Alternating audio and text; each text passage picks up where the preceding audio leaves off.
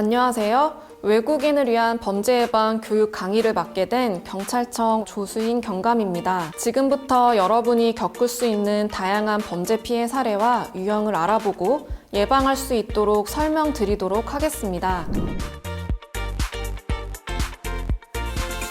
여기 있습니다. 그녀는 한국말을 못한다는 이유로 남편에게 무차별 폭행을 당했고 전치 5주 이상의 진단을 받았습니다. 이 여성은 심한 언어적 폭력에도 시달려 왔는데요. 위 폭행 사건으로 가해자인 남편은 긴급 체포되었습니다.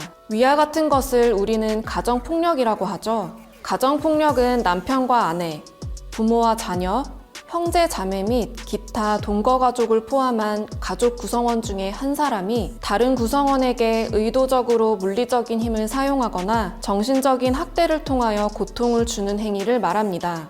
가정폭력의 유형은 어떤 것들이 있을까요? 흔히 가정폭력하면 신체적인 폭력만 생각하기 쉬운데요. 가정폭력의 유형은 더 넓습니다. 경제활동의 통제, 방임 등의 경제적 폭력, 성학대와 언어적 학대 등 정서적 폭력도 가정폭력에 해당합니다. 비난, 피해자를 학대하는 모습을 자녀에게 보여주거나 협박도 가정폭력에 해당합니다. 가정폭력은 이 유형들이 한 가지 이상 복합적으로 발생하는 경우도 상당히 많습니다. 가정폭력에 대한 잘못된 통념들이 참 많습니다. 첫 번째, 맞을 짓을 했으니까 맞는다? 아닙니다. 어떠한 경우에도 폭력은 정당화될 수 없습니다. 두 번째, 내 가정을 내 마음대로 하는데 무슨 상관이냐? 아내, 자녀는 소유물이 아닙니다. 잘못하면 때려서라도 고쳐야 한다는 잘못된 통념 때문에 가정폭력이 정당화되고 만연되고 있습니다. 세 번째, 가정폭력은 가정 내의 문제로 이웃, 사회에서 개입해서는 안 된다? 아닙니다. 가정폭력은 사회를 무너뜨리는 범죄 행위이자 사회 문제이고 법적인 문제입니다. 이웃과 사회, 정부가 개입하여 피해자를 보호하고 폭력을 제지해 행위자의 폭력성을 교정하고 치료해야 합니다. 그렇다면 가정폭력이 일어났을 때 어떻게 해야 할까요? 우선 경찰에 신고해 도움을 요청해야 하며 현장에서 바로 벗어나야 합니다. 폭행을 당했을 때는 폭행 부위를 촬영하거나 병원에서 진단서를 받는 등 증거를 확보하시기 바랍니다. 가정폭력 신고를 하면 경찰은 즉시 현장에 출동하여 응급조치를 실행할 수 있습니다. 심할 경우 피해자는 경찰관에게 긴급 임시조치를 요청할 수 있습니다. 긴급 임시조치는 가해자로부터 오는 전화, 문자를 막고 가해자가 피해자의 집과 직장 근처에 오지 못하게 하는 제도입니다. 만약 상황이 긴급 임시조치보다 더 심각할 때는 접근금지 처분이 가능합니다. 또한 경찰 신고 외에도 여성 긴급 상담 전화 1366과 다누리 콜센터에서도 도움을 받을 수 있습니다. 만약 배우자에게 여권이나 외국인 등록증을 빼앗기거나 반환 요구를 거부당했다면 어떻게 해야 할까요? 타인 소유의 서류를 은닉하고 반환을 거부하는 행위는 형법상 문서 손괴죄에 해당합니다. 이 경우 행위자는 손괴죄로 처벌됩니다. 불응 시에는 입건되어 수사를 받게 됩니다. 가정폭력은 사적인 영역이 아닙니다. 가정폭력의 위험에 노출되고 있다면 두려워 말고 경찰에 꼭 도움을 요청하세요. 이번에는 한 소년의 이야기를 들려드리겠습니다. 소년은 몇 년 전 외국인 근로자 아버지와 함께 한국으로 왔습니다. 적응을 어려워하던 중 아버지에게 체벌을 당하기 시작했습니다. 체벌뿐 아니라 심지어 하루에 한 끼도 먹지 못한 날도 많았습니다. 네. 실제 일어난 아동학대의 사례를 살펴봤습니다. 아동학대란 주민등록상 18세 미만의 아동의 건강, 복지를 해치거나 정상적인 발달을 저해할 수 있는 모든 폭력적인 행위입니다. 아동학대의 유형은 신체학대, 정서학대, 성학대, 방임 및 유기 등으로 구분할 수 있습니다. 여러분, 아이들은 우리의 미래입니다. 내 아이라고 해서 내 마음대로 하는 것은 아동학대가 될 수 있다는 것 꼭 기억하시기 바랍니다. 다음은 성폭력 피해 사례를 함께 보시겠습니다. 회사원이었던 피해자는 상사에게 강제추행과 성적 모욕을 당했고 상사는 강제추행으로 처벌받았습니다. 성폭력이란 상대방의 의사에 반하여 가하는 모든 성적 행위로 신체적, 언어적, 정서적 폭력을 포괄하는 광범위한 개념입니다. 성폭력의 대표적인 유형들로는 원치 않는 성관계를 하게 하는 강간과 피해자가 원치 않는 신체 접촉을 하는 강제 추행이 있습니다. 또한 준강간은 피해자가 술에 취한 상태이거나 또는 잠자고 있는 사이 강간하거나 추행하는 것을 말합니다. 업무상 위력 등에 의한 간음도 있는데요. 일터에서 팀장, 사장과 같은 상사가 상하 관계를 이용하여 강간하는 것을 말합니다. 만약 성폭력 피해를 입었을 경우 어떻게 대처해야 할까요? 우선 중요한 증거를 최대한 확보해야 합니다. 몸을 씻지 말고 입고 있었던 속옷은 버리지 말아야 합니다. 몸에 멍이나 상처가 있는 경우 사진을 찍어 증거를 남기세요. 그 다음 경찰에 반드시 신고하시기 바랍니다. 경찰 외에도 여성 긴급 상담 전화 1366, 다누리 콜센터 1577-1366에서도 도움을 받을 수 있습니다. 대한민국에서는 성폭력 피해자를 위한 다양한 보호, 지원 대책을 제공하고 있습니다. 피해자는 수사 과정에서 동성 경찰관에게 조사를 받을 수 있고 국선 변호사 지원을 받을 수 있습니다.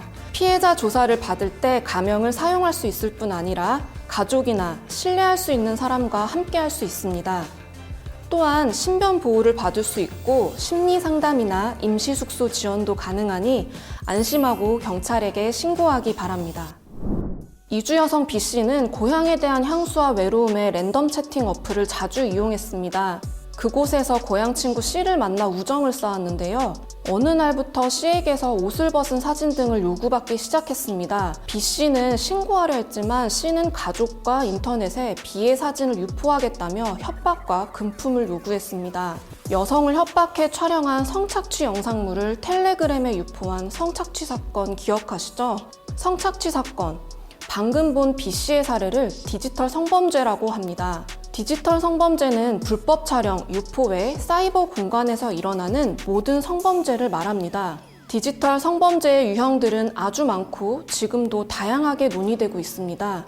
성적 욕망 또는 수치심을 유발할 수 있는 사람의 신체를 몰래 촬영하거나 협박, 강요로 촬영하거나 이를 당사자 동의 없이 유포하고 공유하는 행위 등이 있습니다. 만약 다른 사람에게 성적인 내용을 포함한 글, 그림, 사진, 영상, 음향을 보내거나 전화상으로 성적인 내용의 말을 하면 성폭력 범죄 처벌 등에 관한 특례법 외에 다수의 법령에 의해 처벌될 수 있습니다. 디지털 성범죄 피해를 당하게 되면 어떻게 해야 할까요?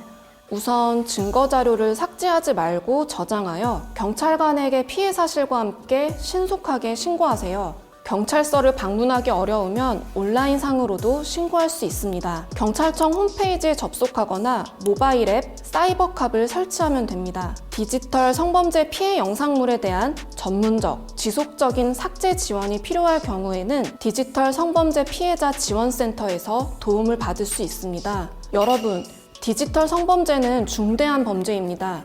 불법 촬영물을 보거나 업로드, 공유하는 행위도 명백한 범죄입니다. 절대 해서는 안 되겠죠? 또한 디지털 성범죄로 피해를 입은 분은 두려워하지 마시고 적극적으로 신고하여 도움을 받으시기 바랍니다.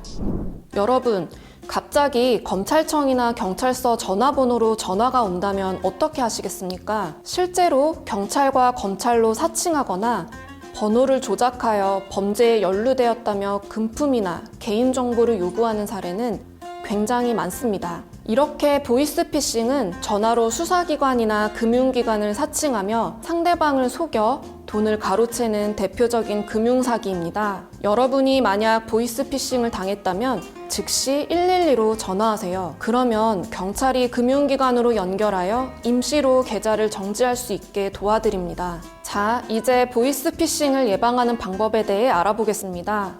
모르는 번호로 전화가 오면 끊으세요. 만약 조금이라도 의심된다면 112로 전화해서 상담 받으시기 바랍니다. 대한민국에서는 수사기관이나 금융기관이 절대 전화로 돈이나 개인정보, 통장이나 카드의 비밀번호를 요구하지 않습니다. 이렇게 보이스피싱 피해자가 될 수도 있지만 보이스피싱 공범으로 연루되어 처벌받을 수도 있습니다. 여러분, 혹시 현금 인출책이란 단어를 들어보셨나요? 인출책은 쉽게 말해 심부름꾼을 뜻하는데요. 피해자가 송금한 돈을 인출해서 피의자에게 전달하는 역할을 하는 사람입니다. 인출책은 피의자와 함께 처벌되니 대가를 받고 인출책을 하는 일이 없도록 주의해야 합니다. 다음 사기 수법은 인터넷으로 물건을 사고 팔면서 발생하는 인터넷 거래 사기입니다. 구매자가 먼저 연락, 물건을 받기 전에 돈을 먼저 입금하여 피해를 보는 경우가 대표적인데요. D씨는 인터넷 카페에서 판매 글을 보고 판매자에게 연락했습니다. 판매자는 돈부터 먼저 입금해 달라고 했고 D씨는 송금했는데요. 이후 물건을 보냈다는 발송 문자를 받고 기다렸지만 받지 못했습니다. 뒤늦게 카페에 접속했지만 이미 폐쇄되었고 관리자는 연락이 두절되었습니다. 인터넷 사기는 정말 많이 일어나는 사기 범죄 중 하나입니다. 피해를 입지 않기 위해서는 되도록 판매자와 직접 만나 거래하고 받은 물건을 꼼꼼히 확인해야 합니다. 경찰청 사이버 안전국이나 더 치트 사이트에서 판매자 연락처를 검색하면 사기로 신고된 범죄가 있는지 거래 전에 확인할 수 있으니 참고하시기 바랍니다. 다음은 대포 통장에 대해 알아보겠습니다. 대포 통장이란 개설한 사람과 실제 사용하는 사람이 다른 비정상적인 통장을 말합니다. 범죄자들은 자기 명의의 통장을 사용하면 경찰이 쉽게 찾아낼 수 있어서 다른 사람 이름을 빌려 통장을 사용합니다. 명의가 다른 통장을 사용하는 것,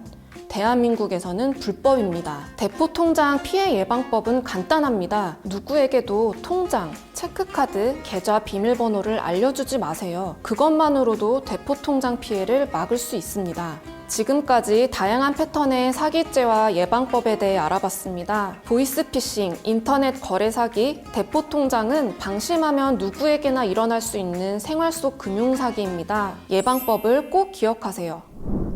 여러분, 대한민국에서 운전할 때 유의사항에 대해 알고 계신가요?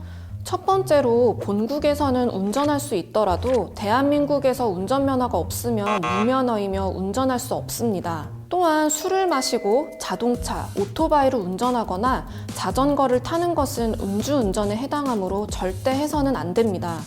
여러분, 혹시 도로에서 이런 행동을 하신 적 있거나 하는 차를 보신 적이 있나요? 이러한 운전 중의 행동들을 난폭운전과 보복운전이라고 하는데요. 난폭운전과 보복운전은 위험한 행동이자 범죄이니 절대 하지 말아야 합니다. 교통법규는 나뿐만 아니라 다른 사람들의 생명과 연결되는 일입니다. 안전운전을 생활화합시다. 다음 살펴볼 범죄는 도박입니다. 도박이란 금품을 걸고 승부를 겨루는 것을 말합니다. 각 나라마다 도박에 포함되는 게임이 다르지만 대한민국에서는 금품을 걸고 하는 게임은 전부 도박에 해당합니다.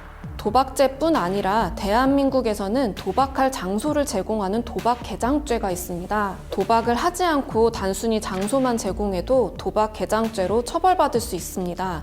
대한민국에서 도박 행위는 불법이며 처벌받을 수 있습니다.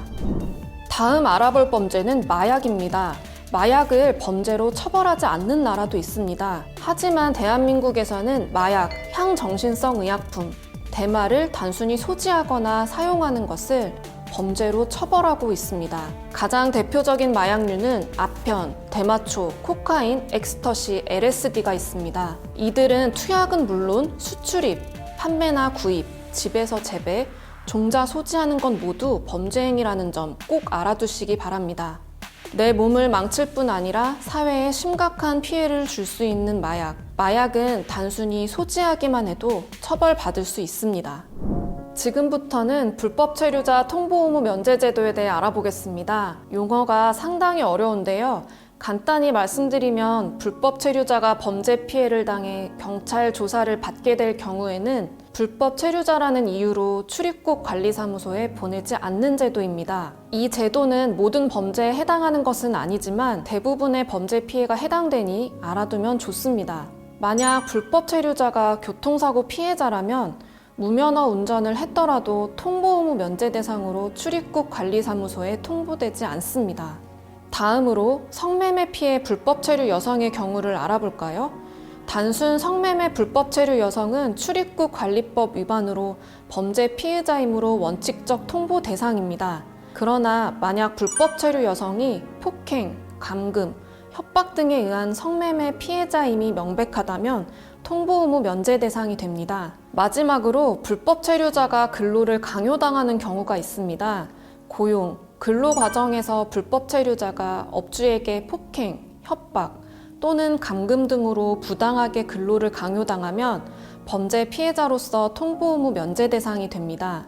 불법 체류자 통보 의무 면제 제도는 법의 사각지대에 있는 불법 체류자들이 범죄 피해를 당하고도 강제로 추방될 것이 두려워 신고하지 못하는 것을 막기 위해 생긴 제도입니다.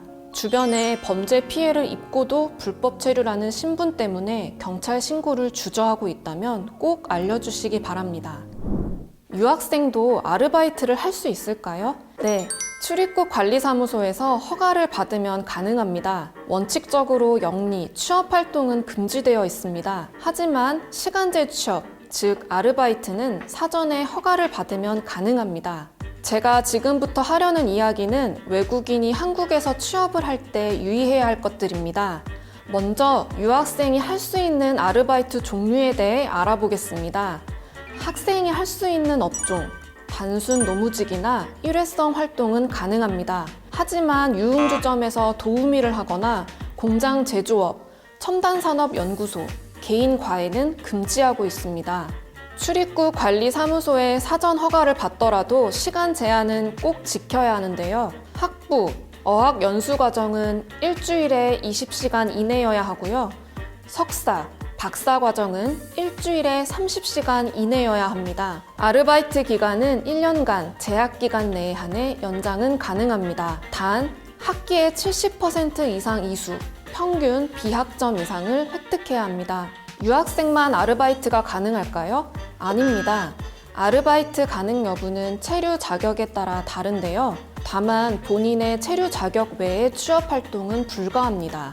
다음은 결혼 이주 여성분들이 취업 활동 시 주의해야 할 부분입니다. 그 예로 한국인과 결혼한 딸의 출산을 돕기 위해 가족 초청 비자로 온 가족들이 있었습니다. 그런데 이들이 취업 활동을 하여 출입국 관리사무소에서 단속하였고 결국 강제 퇴거된 일이 있었습니다. 이처럼 가족 초청 시 방문 동거 비자로 체류를 연장하는 경우에도 원칙적으로는 취업이 불가합니다. 대한민국에서 외국인이 살아가는 데 가장 중요한 부분인 취업과 관련된 주의사항을 알아봤습니다. 구체적인 내용은 출입국 사무소에서도 확인이 가능합니다. 지금까지 다양한 범죄 사례와 대처, 예방법에 대해 알아봤습니다. 어떠셨나요? 이 내용들은 대한민국에서 정말 쉽게 만날 수 있는 것들이기 때문에 잘 기억해 두시기 바랍니다. 한국에서 안전하고 건강하게 생활하셨으면 좋겠습니다. 감사합니다.